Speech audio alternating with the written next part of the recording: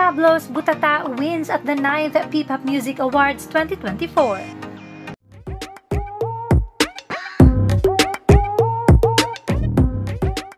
Yes, Pablos Butata has won choreography in a live performance at the 9th P-Pop Music Awards 2024 and received by Kuya J. Magandang gabi po sa lahat.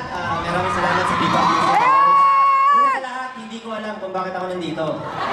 Kapag nakaupo ako dyan sa upuan, parang sabi ko, bakit ako nandito? So, sa tagal-tagal ko na nagko-choreo, sa tagal-tagal ko na sumasayaw sa mga buhay ko. Let's go, JJ!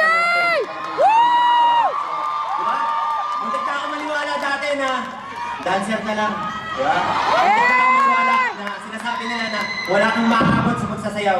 Pero buti na lang, medyo matigas yung ulo ko. May napanati lang sa pagsasayaw. So, maraming salamat sa management. Sabon! Sabon! Sabon! Sabon! Sabon! Sabon! Sabon! Sabon! Sabon! Sabon! Sabon! Sabon!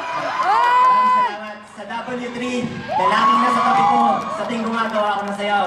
Alam ko, minsan napapagod na kayo at minsan nagre-reklamo na, pero maraming salamat sa energy nyo. Maraming salamat sa lahat ng gumawa ng Butata. Kay Pablo! Sa SB!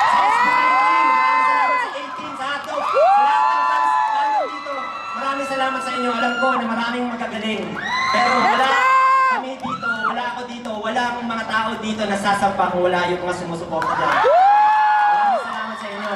At ito, Pablo, sa Butata, sobrang na-enjoy ko yung process ng paggagawa ng choreo kasi alam niyo na, sarap ng music na ginawa ni Pablo. So, minsan, madaldal talaga ako, pasensya na. Mahihain lang pero madaldal. Alam niyo, minsan kaya mo naman, pero ang bumubutata sa'yo, yung sarili mong takot.